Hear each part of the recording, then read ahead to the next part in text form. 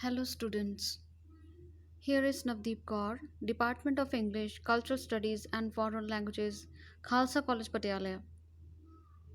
Today we will learn what is culture. We will focus on the definition of culture.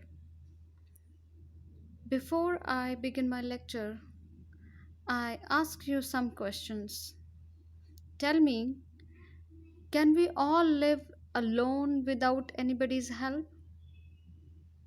Well, you will say we can live alone for a few hours, for a few weeks, for a few days, but certainly not through our life. Okay, then how do we live? We live in society, we live in our family, we live in a society. What is society? A group of people. A society can be language based, geography based, interest based, profession based, etc. When I say I belong to Punjabi society, what comes to your mind? Yes, you may say uh, language based society comes in your mind because Punjabi is a language. You may also say since I belong to Punjab, a place, it may be a society based on geography. Okay, my third question is, are all societies same everywhere? You will say no. People living in Punjab have different lifestyles than those who are living in Haryana, than those who are living in Rajasthan, etc. Indian society is different from Western society, and South Indian society is different from North Indian society. So all societies are different. Why they are different? Because people have people in those societies have different lifestyle. All of you, I must say, all of us, you, me, and people around us, are members of a society. And as members of a society, we share behavior patterns like how to follow the traffic rules, how to behave, how to think of those who are not from our family, etc. I gave you examples from our own society only so that you understand it well. In our Punjabi society, boys wear pant shirt or kurta pajama. Girls wear suits basically. They may wear tops and jeans also. We all keep this in mind to dress decently. Means we know that in our society, dress exposing the body is not acceptable. We all know when we are to visit Gurdwara or temple how we are to behave. If in Gurdwara, we are to cover our head, and if in temple, we have to ring the bell. We all know when in front of our elders how we need to behave. We know that we should respect our elders.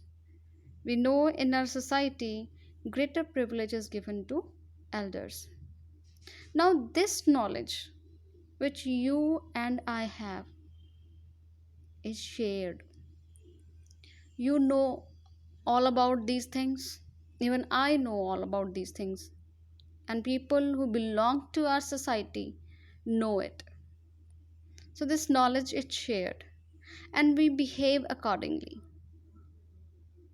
Now, how we have learned it? We have learned this behavior being part of this society. How do we learn? Learning culture is a part of our upbringing.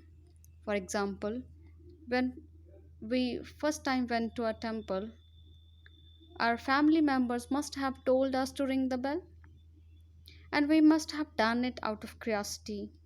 And gradually it became our habit, and we have learned this once, and now we just repeat it whenever we go to temple. We ring the bell, we know it, we just repeat our behavior, and that is called behavior pattern. Therefore, anything that we learn and share as members of a society is called culture. That means we become a member of society by learning and following its ways of living. Now, culture is learned by us. When we were born, we didn't know how to speak, how to walk, how to greet others. We were trained to do these things by our parents. We learned to speak in a language. We learned to express our needs, desires, and aspirations in that language. We learned to walk. We learned to ride our cycle. We learned to eat with a spoon. We learned to remain mum when our parents scolded us on our mistakes. We learned to show pity on the poor. And we learned to share our belongings with others, etc. In this way, being a member of a society, we learn to behave in that society, which is called culture. Secondly, culture is shared. It means our belief system, our traditions, our value systems are common among all of us. What we do and how we behave, well, we behave in a manner which is acceptable to others. For example, in our society, wearing skirts in public is not acceptable yet. None except if you wear it, and therefore it's not part of our culture. Second example, in our society, all of us are told that cow is a sacred animal, so none of us kills it. This belief is common and shared. You know it, I know it, and people who belong to our society, they know it. Therefore, in order to become a part of the culture, that habit has to be shared among its people. And when a majority of people in a society start doing the same thing, then obviously it becomes part of culture. I hope you have understood what culture is. Culture is shared and learned behavior patterns. Let us have a look at the graphic view. What do we share as members of a society? If you carefully look at this picture, then you will understand we share our language, we share religion, food, celebrations, manners, clothes and dressing, working schedules, medical cure, child rearing practices, and so on. We share so many things, and they are part of our culture. Some of these things are tangible, can be seen, and they are material aspects of culture, and some cannot be seen, they are non material aspects of culture. So, culture can be divided into two: material and non material. Material means which we can see and touch. For example, our musical instruments, they are material aspects of culture.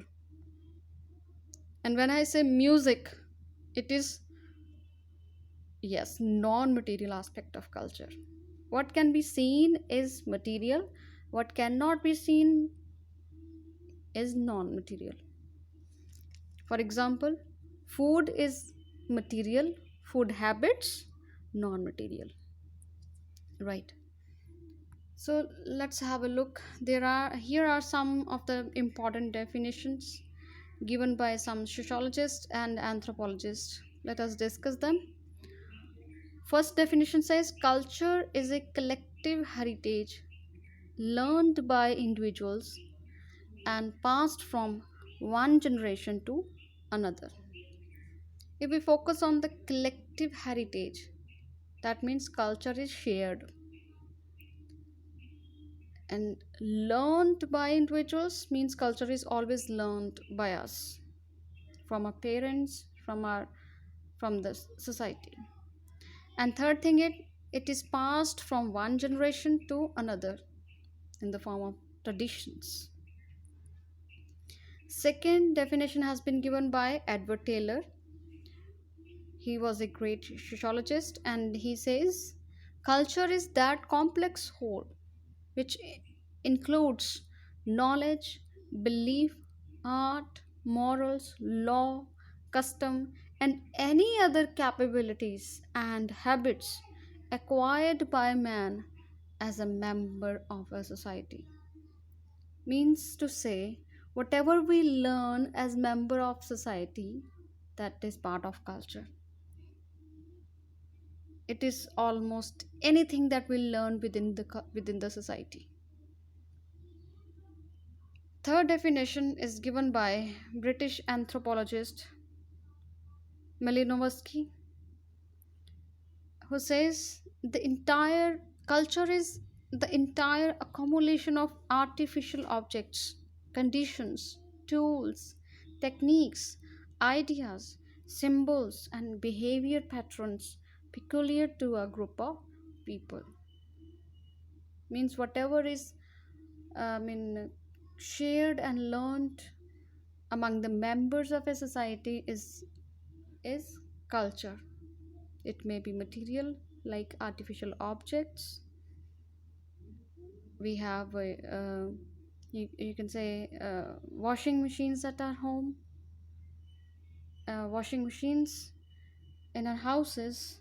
They're part of our culture because almost every house has a washing machine.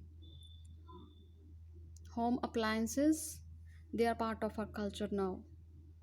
Tools that we use for our living, and there are ideas, symbols, behavior patterns, things which cannot be seen. They are there in the mind, they are non-material, they are part of culture. So it is entire accumulation of these material and non-material things which are very particular to a group of people, a society. It is called culture. In the next video we will learn the characteristics of culture. Thank you so much for watching.